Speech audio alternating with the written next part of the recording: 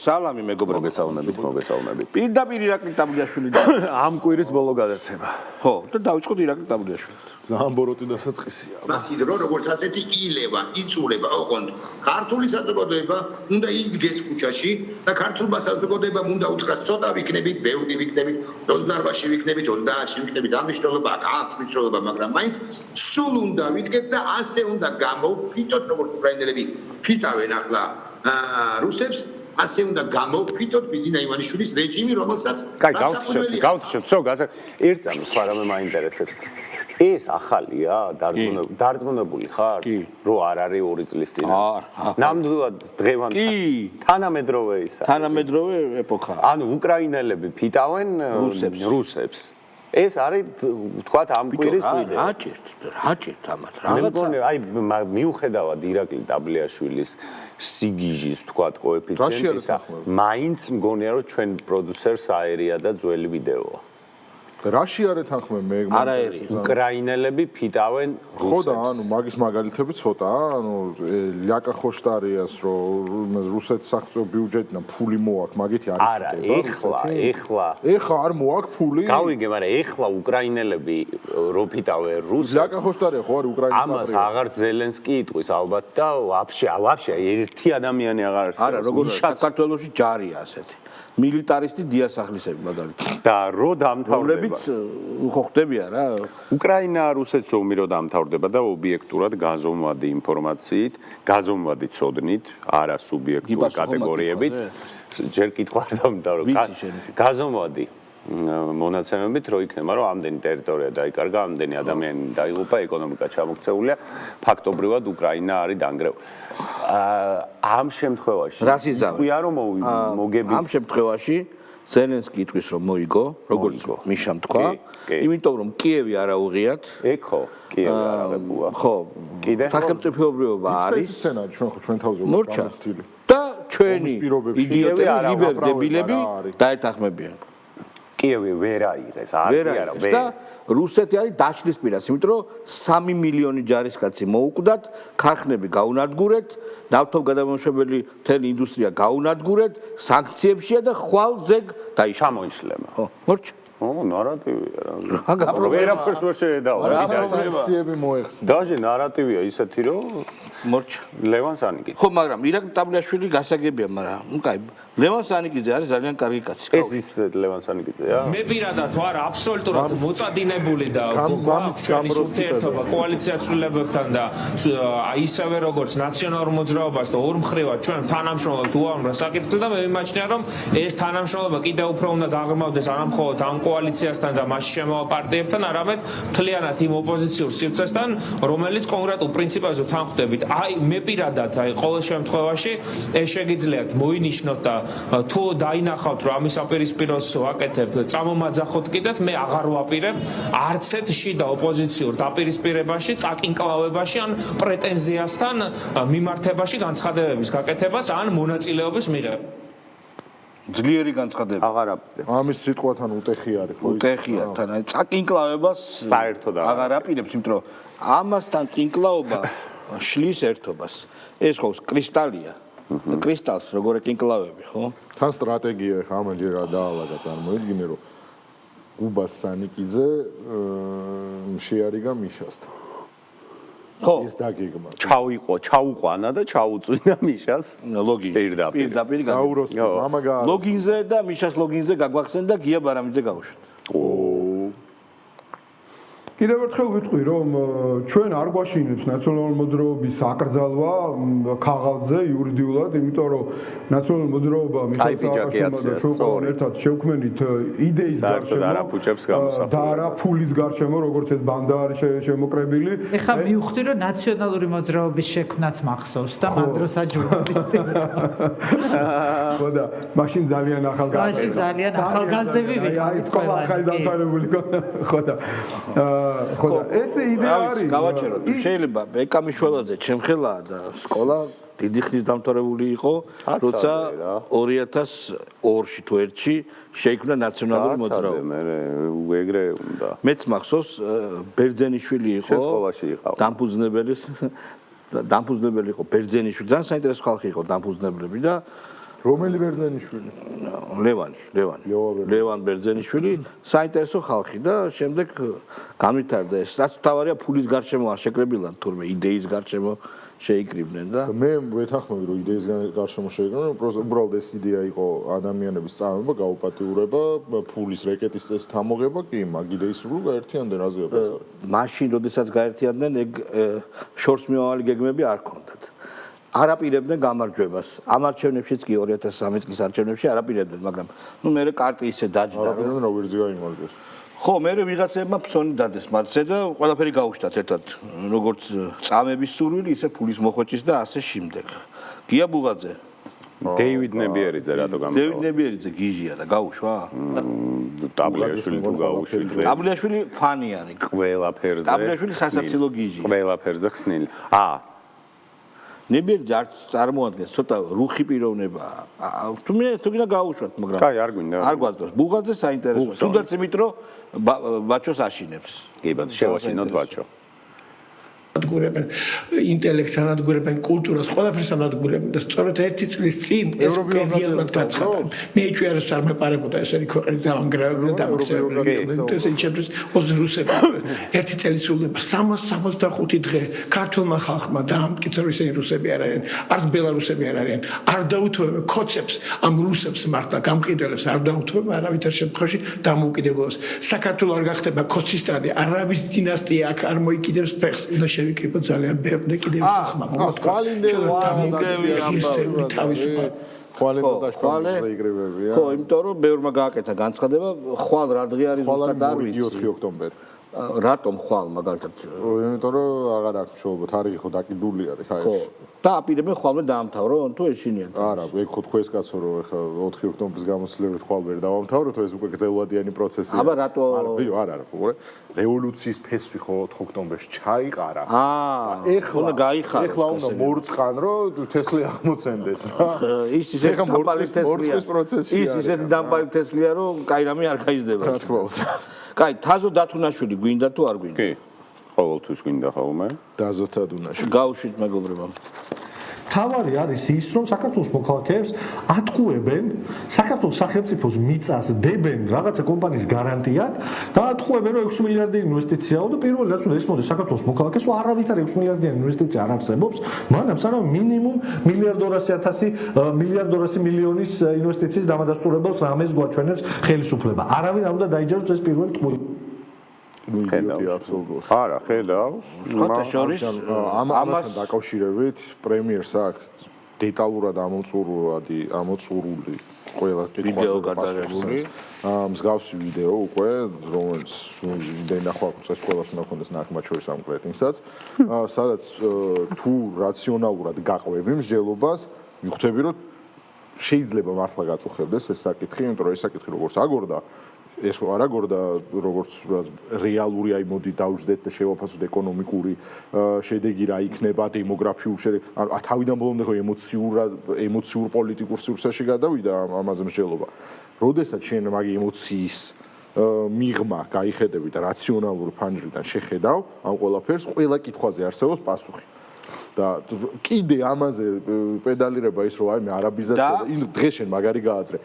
ამაზე ხო იმაშვებიან ლიბერალები უცხოური ინვესტიცია საშინელება არის ლიბერალები და ლიბერტარიანები და ეხა ახალი თემაა წიეს რომ ის რა ქვია ID ბარათებში რაღაცა ემატება რა ემატება მოკლედ ძალიან მნიშვნელოვანი არ ვიცი საკითხია დინარებმა დაიწყეს აღმასვლა იმიტომ რომ ლიბერალები რომლებიც ალბათ რამოდენიმე წლის წინ კონსერვატორებს ეტყოდნენ რომ ეს არაბიზაციის თემა ამის გაპროტესტება არის სრულად ქსენოფობია და ყველანაირ სტანდარტს ცილდება და ეს საშინელება და ეს როგორ შეიძლება თვითონ ლიბერალებმა აიღეს ეს თემა ხო და მთავარი არხი ეხა დღეს ესე კარდად გამოდო ახალი საფრთხე ოცნება ID ბარათებზე თითის ანაბეჭს კენკოდს და QR-ს ამატებსო ანუ ეს არის დაიქცა საქართველოში ეს რა გზნობებზე დარწმა ხვდები ID ბარათებზე ვისაც ჰქონდა განსაკუთრებული დაჩიპვა და 3-6-იანი და რაღაცები საგებია ანუ ოღონდ ამას აკეთებენ ლიბერალები, ანუ მთავარი არხი ცოტაც და ტაბულა დაწერს ალბათ, რომ არაბული ფული აიდი ბარათებზე. აი ამ ბედის უკუღმართობა. აი ამ ლიბერალებს პასუხს სცემთ გაგიკვირდება და საბაბუაძე. აი ამ შავრაზმული ნარატივის გამოყენება ხდება და ამ სენტიმენტებზე რაღაც წუხარ გულწრფელად რომ ოპოზიციაში აი ამ შავრაზმული ნარატივის გამოყენება ხდება და ამ სენტიმენტებზე კი ბატონო, აი საბამ ალბათ ჯერ არ იცოდა და მხოლოდ არაბიზაციაზე საუბრობდა, ასევე ემატება საბა აიდი ბარათებზე თითის ანაბეჭდი და დაგვა ოპოზიცია რა გინდა შავრაზმული უწოდა ყველაფერს. კი ბატონო. გედევან ფოფხაძე რომელიც 20 მენამდენე მილიონი. სანამ მიშას ნიშნულამდე მიაღწევს და იქ გაიჭედება უკვე. გედევან ფოფხაძე რომელიც 35 არ ვიცი, სულ ერთი არ. ნებისმიერი ციფრი თქვენი გემოვნებით აიღეთ, ჩასვით. 20 ოღონდ სამიანი თუ ორიანით რო იწყო. აი როგორც გნებავთ კი ბატონო, სამიანი უბრალოდ. სამიანით დაწყებული ნებისმიერ 37 დღეა შიმშილობს. გაუშვით თუ შეიძლება. დარწმუნებული ვარ, რომ საზოგადოების დიდი ნაწილი გააპროტესტებს დე-ფაქტო ხელისუფლების ცდილობას ქვეყანაში დაამყაროს რუსული დიქტატურა. ჩვენ აქ ვართ და 20 საათიან რეჟიმში ამ პროტესტს ვაძლიერებთ. ჩვენ აქ ყოფნით, ჩვენ ნამდვილად ვერ შევერგუებით იმას, რომ ქვეყანა იქცეს რუსეთის ნაწილად, დაკარგოს სუვერენიტეტი, დაკარგოს ყველაფერი. მე გასაგებია რომ ლიბერდებილები უკრაინის ნაწილი ვიყოთ. კი ბატონო, ლიბერდებილები გასაგებია რომ როცა უკრაინა წააგებს ისინი მაინც მოიგებენ, მაგრამ რეალურად როცა ზავი დაიდება, როცა რუსეთს სანქციებს მოუხსნის ამერიკა, როდესაც ჩაიწერება რომ ნატო აღარ ფართოვდება, ეს საფრთხობელა რუსეთი, როცა რეალურად აღარ იქნება და სექტანტების სალაპარაკო გახდება, ეხლა სახელი არის, მე საერთოდ შეიძლება ყველაფერი მეგობრებო. საერთოდ ანუ რუსეთი როგორ არის, აი ამათვის რუსეთი ხო, მე არ ვიცი რა დიქცა. საფრთხობელა აღარ არის.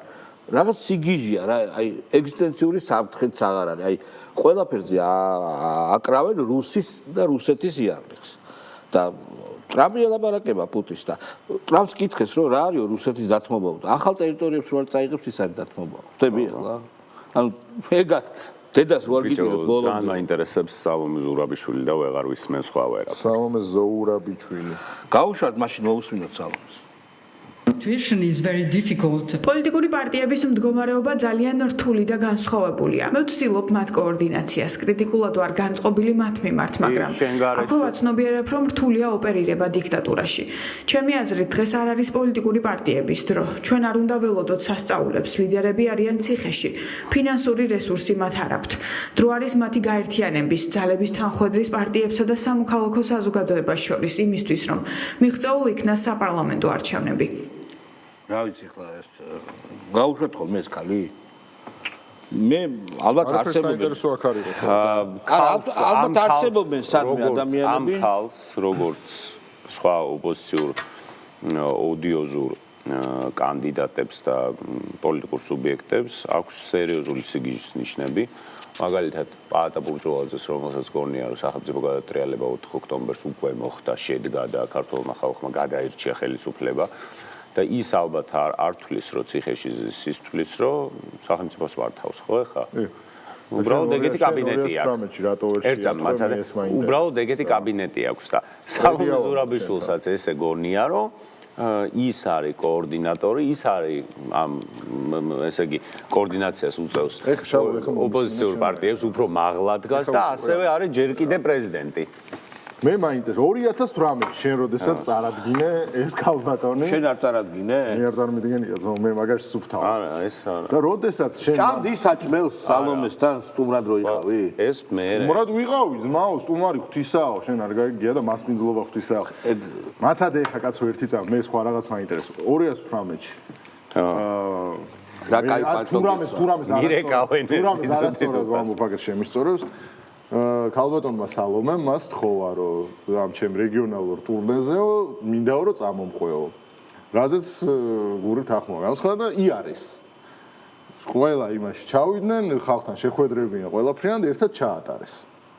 მაშინ სად იყავი ძმაო რატო არ დამირეკე და არ მითხარო ბიჭო თურმე გირს დავყვებიო ბიჭო მაშინ იხცეოდა კურდულად და კურდულთან ერთხო არაფერი მე შენ თავიდან გითხარი როდის გითხარით ბიჭებო ქალი არა გიჟები არ მე ვამბობდი რომ ძალიან ცუდი ჩემთვის აპლიუსეთი ცინა მინდა მე ვთქვა მეთქო შენ სამოტიო და მეთქი თუ ჩემიც მაგარ ხო მაგრამ სტუმრად დადიოდი ძალიან კარგად ლამაზად ერთხელ ვარ სტუმრად ლობიოს ჭამდი ძმაო ჭამდა მე და ვერ გავაკეთე მინდა ხან ნამწვარი ეჭირა და ხან ლობიო და ხან საჭმელი მაინც შეჭამდა საჭმელი ამან ჭამა ბრიტვით იყო მისული ბოლოს არა მე ჭაჭა უბერე კაცო ეგრე არ არის ჭაჭა უბერე რა საჭმელი არ მიაყოლე ისე საჭმელი მართლა კაი გააკეთა რაც თავის გავაკეთეოდე ხო ანუ საჭმელი მართლა კაი იყო კაი გააკეთა ნაყიდი არა ლობიო თავის გააკეთებული იყო რო გაყვეს კულინარიას რო გაყვეს ეხა რო დაიწყო არა გინდა ეხა გააკეთა ზმა კულინარიას მე გეტყვეს ფუდ ბლოგერი რო გახდეს ძალიან მაგარი იქნება აი ძალიან მაგარი იქნება არა მგონია რომ მაგის გაკეთებული იყოს ნუ გზარ ციკლავ რა ბოცო აი ეგ არის ბოცო გამის გაკეთებული კიდე მათ კითხოს დავსვავდი იკრიბება 28-ში და არ დაიშლება ინტერნეტ ვერსიები მასშტაბი ნამდვილად იქნება 28-ში ამაზე მიუთითებს ისიც რომ ბევრი არასამთავრობო ორგანიზაცია, ბევრი სამოქალაქო ჯგუფი, ასობით ადამიანს შევხვდით მარტო ჩვენ კოალიციის ფარგლებში აი ამ ადამიანის მოსამზადებელ სამუშაოებთან დაკავშირებით. მაგრამ გადაწყვეტილება იმის შესახებ რომ არავინ არ დაიშალოს იქიდან, ხო, ასეთი გადაწყვეტილება არ არის მიღებული და ნამდვილად არ შემიძლია თქვა რომ ეს ასე მოხდება. თუმცა გამორიცხული რა თქმა უნდა არაფერი არ არის. თავარია რომ გაიგე, გამორიცხული არ არის რომ იმ დღეს დაამთავრონ რა. შეიძლება. ხო, თორემ უკვე იციან რომ ღობე შეიძლება დახვდეთ. თავს დაესხათ ღობე და ამიტომ ღობისთვის მინიმუმ მზად იქნებიან რა. ღობესთან არ მიზენ ახლა. უკვე თუ მზად ყოფნა ეკნათ ამან შემზადებულები თუ შეხვდნენ ღობის თავდასხმას. მე რა ვიცი ხა როგორ გამვითარდება მოვლენები მაგას თუ გაუძდეს. სერგო რატიანი დიდი ხანი არ გამოჩენილა ასპარეზზე მეგობრებო და სერგო რატიანი ჩემი ლექტორი. ერთიანობაც უნდა ვაღიაროთ რომ გარეთ ვერ შევძელით ხო ფაქტია ხო? ხო, ну, მე ვფიქრობ, რომ გარკვეულწილად არსებობს გაერთიანებისა და ერთიანობის და ერთიანი ფრონტის გარკვეული ძალიან მძლავრი და ძალიან მნიშვნელოვანი სიმბოლო, ეს არის რუსთაველი, ხო? და დღეს მართლაც ავანგარდი არის ერთი მხრივ ადამიანები, რომლებიც სწორედ ამ რუსთაველიდან აიყვანეს, ხო? და ამ რუსთაველთან არიან დაკავშირებული, იმიტომ რომ მათ ეს რუსთაველი ტკივათ, მათ უნდათ ეს ამ რუსთაველის გაქრობა და ეს რუსთაველი გახლიჩეს ორად. ერთი ნახევარი არის ციხეში, მეორე დგას რუსთაველზე და ეს არის ფაქტობრივად ის ძალა, რომელიც აცოცხლებს საქართველოს. მე პრინციპში იმას ვიტყვი რა, სულ ალბათ რამდენიმე სერგო რატიანი ჩემი ნაცნობია და იცნო? კი და ყოველთვის კარგი მისალმება გქონდა ის და შესაბამისად არც ისეთი აუდიოზურ კომენტარებს არა თან დედაჩემის სტუდენტობის მეგობარია და იმან გამასწორდა და დიდად არ მინდა კომენტარის გაკეთება ეგეთივე არის ხაზარაძე ბაბუაჩემმა მთხოვა რომ თუ შეგიძლიაო რომ გაითვალისწინო და მაგაში არ გამოდის როგორ არა ნუ მე შეძლებს და არა მე შეძლებს და გვარად ვითვალისწინო ხო ვითვალისწინო ხო შენ ხარ ეგრე არც კი ხო და მე ამათნაირი უსისხლო ზუსტად არ ვარ დედაშვილს და იმათ რომ იმბურებენ სერგოს შესახებ მე ისტორია არ მოვყვე არა რასაც მე არ მახსოვს გაგდებული მარტო მაგას ვიტყვი ასე ორჯერო ჩემი უსაქციელობის გამო არ იყო ოღონდ ორჯერო ყავხარ გაგდებული იქნებ ბიჭო ეთქობა ჯუაჭკას გაჭავდია რაღაცას აკეთებდი მაგის ლექციები საერთოდ არ უნდა დაეშვი შენ მაგის ლექციები ეგეც მართლა ჯუაჭკას გაჭავდი და გლახად იქცევა ერთხელ თემა იყო ნიცშე მეორედ იყო ტარკოვსკი აი ტარკოვსკი შეიძლება გასაგდები ყოფილიყო მაგრამ რა გააკეთე ეგეთი რომ აი რა გააკეთე ეგეთი რომ ეთქობა იტლიკინე ბევრი რა უთხარი ტარკოვსკიზე ამისთან არიცით ხო? მე რო ეუბნები ლექტორს არქოვსკი. კი ბატონო.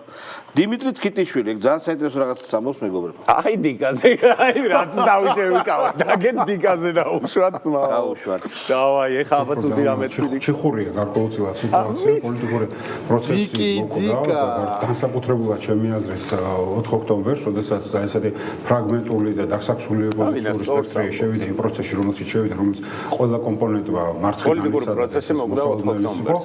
დღეს ბევრად უფრო, ესე ვთქვათ, ფრუსტრირებულია საზოგადოება და პროტესტული საზოგადოება პოლიტიკური სპექტრის და არადა პოლიტიკური პარტიების და პოლიტიკოსების გარეშე პოლიტიკაში დაბრუნება, პოლიტიკის დაბრუნება და აღდგენა წარმოგიდგენს. დავაჩეროთ და არ გამოვიდა დიმიტრი დიკა ცკიტიშვილის გინება, იმიტომ რომ კუპრაძე ამბობს ძალიან საინტერესო რაღაცას და აბა მე გავშალოთ.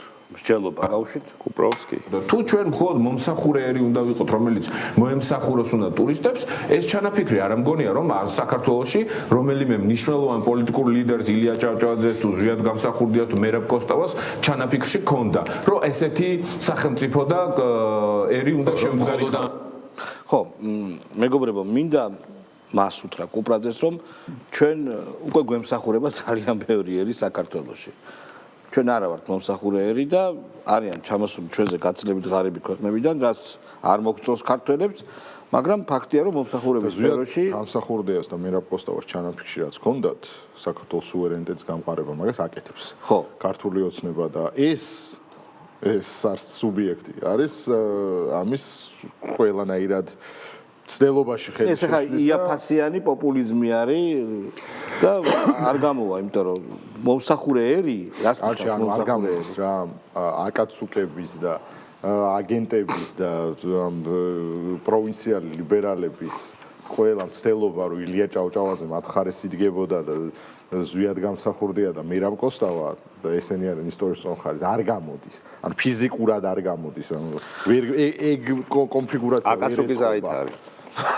აკაცუკი და მერაბ კოსტავა ერთად. უბრალოდ მინდა კიდევ ერთხელ თქვა, რომ ჩვენ დავიღალეთ, რა თქმა უნდა, იმაზე ლაპარაკეთ, რომ ეს არის სექტა, რომ რა კარგი სიტყვა, ჭარბი რეალობა, უჭარბესი მე ვიტყოდი და უცებ მივხვდი, რომ ეს არ არის მარტო საქართველოს პრობლემა. კაია კალასი, არის გიჟი. ისი რატო არის გიჟი? კი.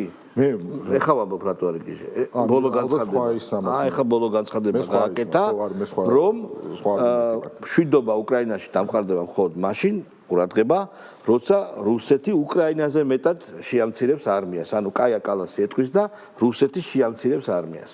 ну აი გიჟი ჩვეულებრივი რა. კი, მაგიტო განსხვავდა უარი რუბიონ შეხვედრას ამ გიჟთან რა მინდა. ხო და მე ვფიქრობ, რომ აი კალასმა იცი რა გააძრო, რამდენიღაც თვის წინ. რომელიღაც იმაზე იყო რა შეხვედრა რა საერთაშორისო სიმპოზიუმზე.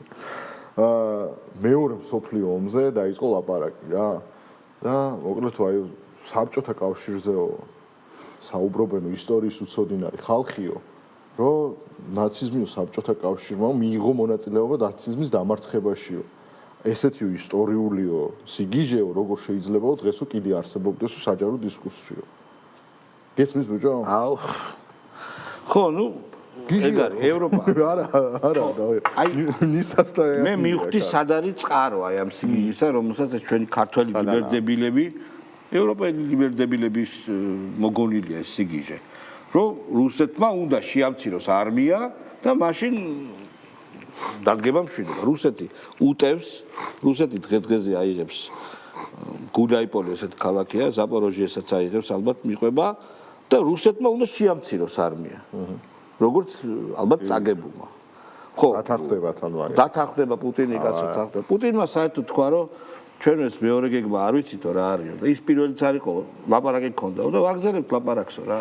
ნახოთ, რუსეთის საქმე ამ შემთხვევაში კარგად არის, იმიტომ რომ სტრატეგიულად მომგებიანი სიტუაცია. ტრამპის ლექსიკით რო ვთქვათ, უკეთესი კარტები აქვთ. ხო, და ამიტომ მოვწევთ, რომ უბრალოდ უკეთესი კარტები კი არა აქვს, ტრამპმა მაგრა ითქვა ვაფშე. უკრაინას კარტები არა აქვს. You don't have any cards. ხო, you don't have cards. ძალიან მაგარი. და ყველაზე მაგარი რაც გააკეთა ტრამპმა, ზელენსკის ძალიან უნდა შეხვედრა და სანამ ხელს არ მოაწერო, მანამდე არ შეხვდებიოდა. ეხლა გაბაზდა ძალიან საინტერესო ინფორმაცია, რომ სანამ უკრაინა ხელს არ მოაწერს შეთანხმებას, მისთვის გაცემული გარანტიები არ იქნება. ანუ ყველანაირად როგორ გითხრათ, აი რა ვიცი, კატის დღეში არის CNN-ის ჟურნალისტს რო გაუძრო ნახე კატის დღეში წინა კვირას ტრამპმა. რა? CNN-ის ჟურნალისტს გაუ ფიგიო. Quite pigio. Quite pigio. მართლა? ანუ ტრამპი არა. კიდე გოჩუნაო, ანუ გორო. ტრამპი. კი ბატონო, მეგობრებო, კიდევ ერთხელ ვამბობ რა, ჩვენ ამ შემთხვევაში ძალიან კარგად მოიქცეთ დავით როზე, ჩვენი ხელისუფლება ბიძინა ივანიშვილი ძალიან ბრძნულად და ვაშკაცურად მოიქცა. ამას ჩვენ უკვე აი ამ მოსავალს ვიმკით, აქ არ არის ომი, არ ემუქრება ომი ყოველ შემთხვევაში ხვალდაზე ამ ქვეყანას და ჩვენ შეგვიძლია შვიდად უყუროთ სოფლიოში განვითარებულ მოვლენებს, რა თქმა უნდა, გვინდა რომ შვიდობა დამყარდეს, მაგრამ ისიც ვიცით, რომ აი ესეთი უაზრო ულტიმატუმებით რუსეთთან არაფერი არ გამოვა. ეგ ვიცით ზუსტად. და რაღაცნაირად ომის დასრულების შემდეგ ჩვენ ბევრი კომპლექსი უნდა მოგვეხსნას, რომ აი ეხა ხო გარკვეულწილად ევროსკეპტიკოსები ვერ ხარობთ ჩვენ მაინც. აი კომპლექსი უნდა მოგვეხსნას რა. ცალსახად ეგ კომპლექსი კი არ არის, ეგ იყო დღეს ზუსტად ჩვენ გადაცემის ჩაწერაზე ევროპის და ისე ვისაუბრეთ, რომელიც კვირას გავა ჩვენთან ეთერში. მან საუბრობდი ზუსტად ამ საკითხზე, რომ ესე იგი 90-იანებიდან ჩვენთან არსებობდა პოლიტიკური მითოლოგია, რაც გულისხმობდა, რომ ესე იგი დასავლეთი არის უალტერნატივო ჭეშმარიტება, რომელზეც კითხვებიც კი არ უნდა დავსვათ. მაგალითად, ევროკავშირზე რომ ეს ეკონომიკურად ჩვენ ერთი რო ბენეფიტებს მოგვიტანს, მაგრამ ბენეფიტებთან ერთად რა გვერდითი ეფექტები შეიძლება გქონდეს. ანუ ჩვენ არაფერზე კითხვის დასმის უფლება არ გქონდა, ესეთი საჯარო დისკურსი წარმოვებდა და შესაბამისად ეს იყო პოლიტიკური მითოლოგიის ნაწილი. ეს უნდა გადავიაზროთ, იმიტომ რომ ცუდი და კარგი მინიმუმ ამ ლოგიკით რომ მიუდგეთ, არის ყველგან და ყველაფერში და კითხვები უნდა დავსვათ, მართლა უნდა დავსვათ, სად არის ბოლო განცხადება ერთი ამბავი ხო და კიდე ის უნდა იმის გარჩევა უნდა დავიწყოთ, რომ ევროკავშირი ევროპა არ არის. ევროპა სხვა რამეა და ევროკავშირი სხვა. ევროკავშირი ძალიან ევროკავშირი არის ბიუროკრატიული აპარატი, deep state-ის ჩვეულებრივი ორგანიზაცია, კორუმპირებული, რომელიც არ გამოხატავს ევროპას, იმიტომ რომ ევროპელი ხალხი იმ წესებს და კანონებს, რასაც ევროკავშირი იღებს, საერთოდ არ ეთანხმება და უფრო მეტიც ყველგან მიდის ამბოხი, ყველგან იქნება ძლიერდება პოლიტიკური პარტიები, რომლებიც არიან ევროკავშირის წინააღმდეგი, მაგრამ მათ აჩერებენ, ზოგჯერ კლავენ კიდეც და აკრობენ და კლავენ და აუქმებენ და იჭერენ რუბლების გამო. და ის ბილეთი გაქვს ნაყიდი იმაშიო, რუსეთშიო. TikTok-ით დაგეხმარა პუტინი. კი. ერთი ამბავი იყო ატეხილი, ორი რუსი აკაცუკ აქტივისტი გაქრაო, ვლადიმერ დუბოვსკი და ალინა საველიევა, ეს ხალხი აქტიურად იღებდა რუსეთის მოქალაქეები. აქტიურად ვალერი გაზაევი აქტიურად იღებდნენ ამ პროტესტში მონაწილეობას და რა თქმა უნდა ატეხეს ამბავი, რომ საქართველოში ამბობ? საქართველოში რუსები იყვნენ და აქ აჯაზებდნენ, ასე ვთქვათ, სერიოზულად. და საზაზრო პოლიციამ განმარტა, რომ ისინი დაკავებულები არიან საზღვრის უკანონოდ თავის ქვეყანას უკვე მიხედეს ჩვენზე რომ საზღვრის უკანონოდ გადმოკვეთაში. ხო, თავის ქვეყანას უკვე მიხედეს ჩვენზე რომ გადმოერთენ? არიჯო იმას ვერ მოერევნენ იმ ხელაზაც პატარით დავიწყებთ რა ნეონევა. ეს ყველაფერი ფული გადახდილია რა. ციხა რა. კი ბატონო, მეგობრებო, ძალიან საინტერესო იყო ჩვენი დღევანდელი შეხვედრა და ასეთ შეხვედრა შედგება ორ შაბათს. მანამდე დაანონსეთ თქვენი გადაცემა კვირას საც ნახევარზე ევროპის დაისგელოდებათ ძალიან საინტერესო თემით ევრო სასამართლოს მიერ მიღებული ახალი სიგიჟე მე სპოილერს აღარ ვიტყვი 10 ნახევარზე უყურეთ ევროპის დაის ხვალ დიდ გადაცემას ორშაბათს 3:00 პოლონეთმა თქვა რომ მაგას არ დაუშვებთ თუმცა პოლონეთისგან გასაგებია ის იმიტომ რომ ძალიან ძლიერი კათოლიკური ეკლესია არის ვიცხოვრებთ ასე სიამტკბილობაში ნახვამდის კარგად აბა კარგად